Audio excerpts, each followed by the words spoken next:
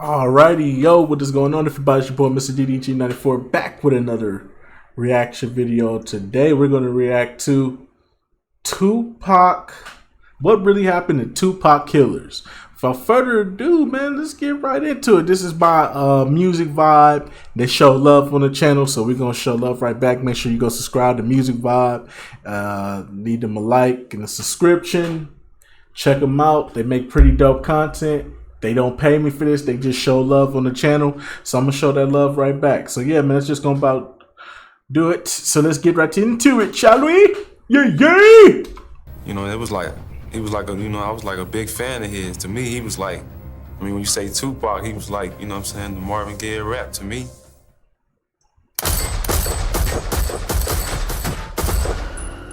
After Tupac's murder, Keefe D and his crew left the white Cadillac together with the pistol, which was placed on one of the tires. When they returned to the hotel, they drank and smoked weed as if nothing had happened.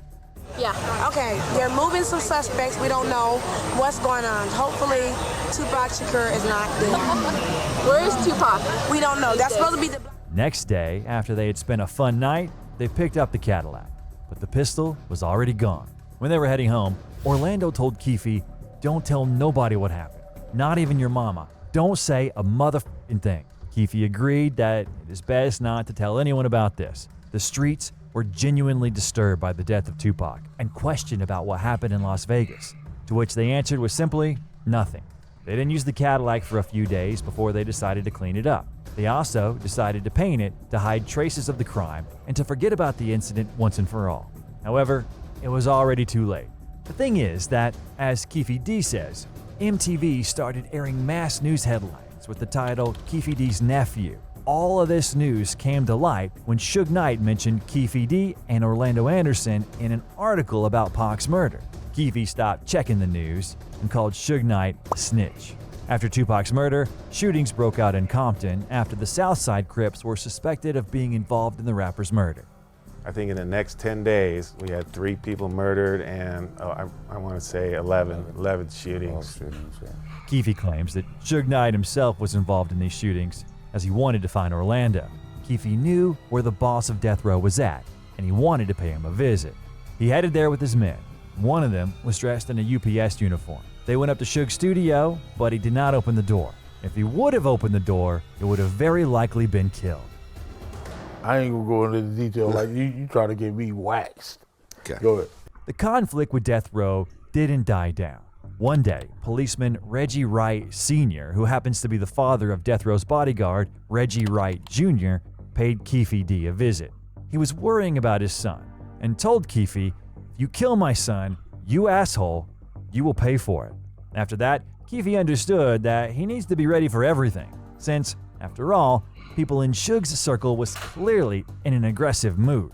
3 days after Pac's murder, Zip met up with Keefe at a cafe, and it was at that moment that Puffy called and asked, "Was it you?" According to Keefe's claims, he stayed quiet, but Greg Kading says that he confessed about the deed to Puffy. And Keefe D, I'm sorry, Puffy asked him, "Man, was that us? Was it, what just happened out there?" Keefe D's like, "Yeah, that's us." Keefe D had a close friend that goes by the name C. Ray, who's basically Keefe's right-hand man in his drug business. And it is this very person was initially supposed to be one of the accomplices in Tupac's murder. However, he chickened out, and Keefe changed to another car, to that very Cadillac. And generally speaking, a few weeks later, C. Ray's next-door neighbor got killed. The dude wasn't from Southside, but he grew up in their neighborhood. He worked as a Compton Unified School police officer and also volunteered with the Compton Police. The guy was on his way to work to drop his daughter off at school. He put his daughter in the car, then he walked around to get in the vehicle. A red car came around the corner. They shot him 35 times with an AK-47. That hit was meant for C. Ray. They got the wrong person. After that failed hit, C. Ray decided to start working with the police and became a confidential informant. C. Ray had information stating that Suge was paying $100,000 for Keefe and Orlando's heads, which he informed the drug lord about. Keefe said, "Let him know that I would kill that bastard for free." However, Keefe was nevertheless interested about where C. Ray got that information from. He suspected that C. Ray had slipped and got involved in some sneaky stuff. Then the raid on Keefe D's home took place, but he'd managed to escape prior to the raid, and the search took place without him being there. Then, many were subject to searches, including death row. It would seem like there should have been shootouts between Keefe's crew and death row, but no. They even had a business deal between them. The whole thing is because then Suge Knight was faced with the threat of imprisonment after violating his parole after footage of him kicking Orlando like a football surfaced online. Suge had to turn to Keefe D's nephew for help. Orlando, who was with his lawyer at the time, called Keefe and told him to come and bring with him 2 guns. As Keefe recalls, it was a very uncomfortable situation, as it seems that, not long ago, they nearly killed one another. And not long after, they were sitting together in a small room discussing a deal. And what was the deal? Orlando would state in court that Suge didn't kick him. This testimony would cost Suge $60,000. When I actually knew it was a rumble going on, and that's when I started to break things up. You wanted to break up this fight, if you will. Attempting to pull up the security guard and attempted to pull up Mr. Anderson. However, it didn't help Suge one bit, and he was sentenced to 9 years behind bars. Keefe D, Orlando, and their sidekick met up with Puffy in LA. At that time, they were armed, since war was raging in their neighborhood. Anderson received gunshot wounds from an AK-47 in both of his knees. For that reason, they were always on the lookout. In addition to that, Puffy hadn't paid anything for Pac's murder, even though half a year had passed already. According to Keefe's words, Puffy was highly agitated throughout the meeting and was finding it hard to speak normally.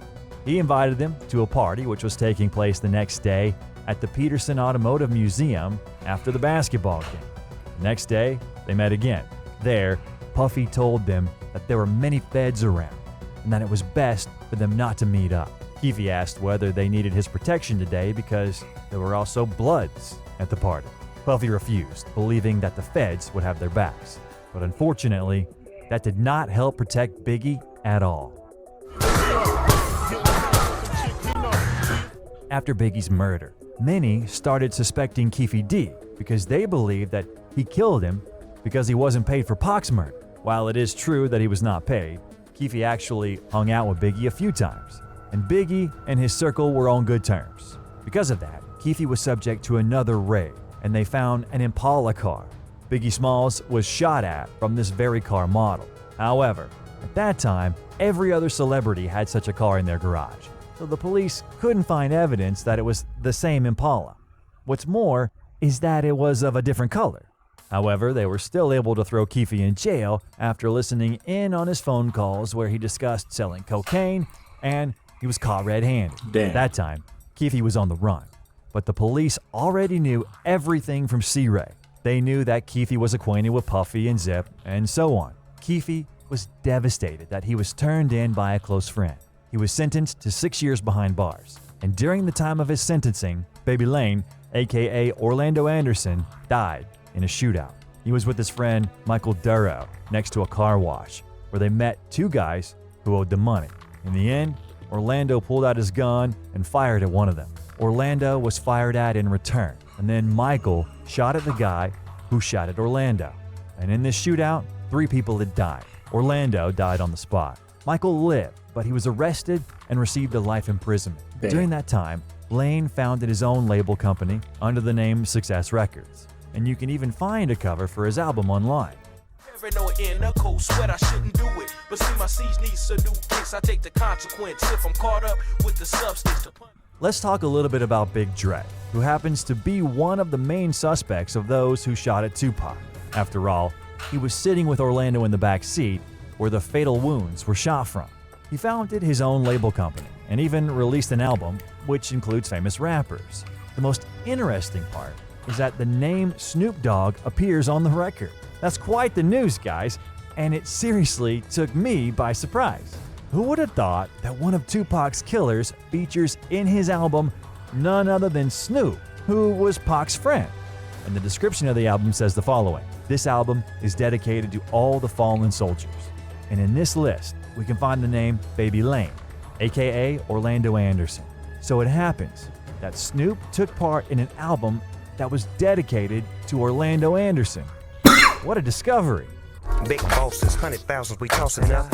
Cute faces, big butts, chunk 'em up. All right, this isn't about Snoop, and we'll go back to Big Dre, who truly was big. Due to his extremely large weight, he faced a lot of issues with his health at the beginning of the 2000s, and in 2004, he passed away from health-related issues. In 2007, Keefe D met up with Puff Daddy's former stylist. The stylist informed him that Puff had paid Zip money for the murder of Pac, but Keefe didn't receive a cent. With that money, Zip supposedly opened up a nightclub in New York. Zip has been deceased since 2012 when he supposedly died of cancer. Keefe D was yet again under the watchful eyes of cops after Biggie Smalls' mother filed a lawsuit against the city of Los Angeles. At one of the preliminary hearings, the judge stated that if the city was to lose the lawsuit, then the payment for losses and damages could amount up to $400 million, which is apparently the estimated amount that the court found suitable for the damages. For that reason, they were obligated to solve the case. In the end, Greg Kading took over the investigation. At the beginning, David Mack and Amir Muhammad were the suspects in Biggie's murder. However, after a long investigation, it became apparent that they were not involved in the murder. A little later, they went after Keefe D, who refused to give them any information. At that time, the feds were investigating Keefe D and other members who were involved in drug dealing throughout the entire country. So they were not only able to sentence him for life behind bars, but they were also able to involve his family members. For that reason, Keefe decided to recount everything he knows, including what happened on the 7th of September, 1996. I seen a bullet going Suge head. I thought he was dead. So Tupac's trying to jump in the back seat. And what Suge doing? Just ducking? After that, in 2015, Terrence Brown, who was the driver of the Cadillac, was found dead in Compton at Glow Gang Worldwide. Him and the store owner were killed. DJ Vlad asked why Bubble Up, aka Terrence Brown, was in question after Keefe D's confession, to which Greg responded by saying he tried, but nothing worked out, and the Las Vegas Police Department was not interested in it. In that same year of 2015 was the release of the movie Murder Rap, inside the Biggie and Tupac murders. The story was constructed based on Kading's investigation, in which he recounts all the details of the murders of the legendary rappers and who is responsible for them.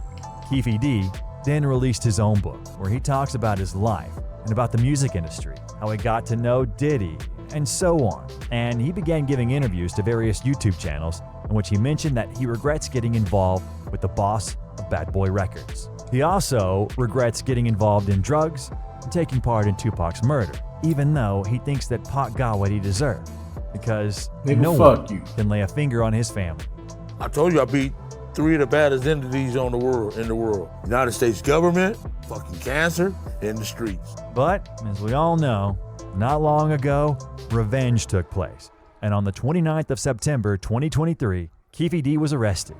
And my goal here today is to walk you through our investigation and what led us to the indictment of Dwayne Davis, also known as Keefe D, for the murder of Tupac Shakur. For those who want to get to know the autobiography of Keefe D, I recommend you watch his criminal history. Hit the like button as it helps us promote the video. Subscribe to the channel. See you soon. We'll watch that one some other time. But anyway, so that's just gonna about do it for this one.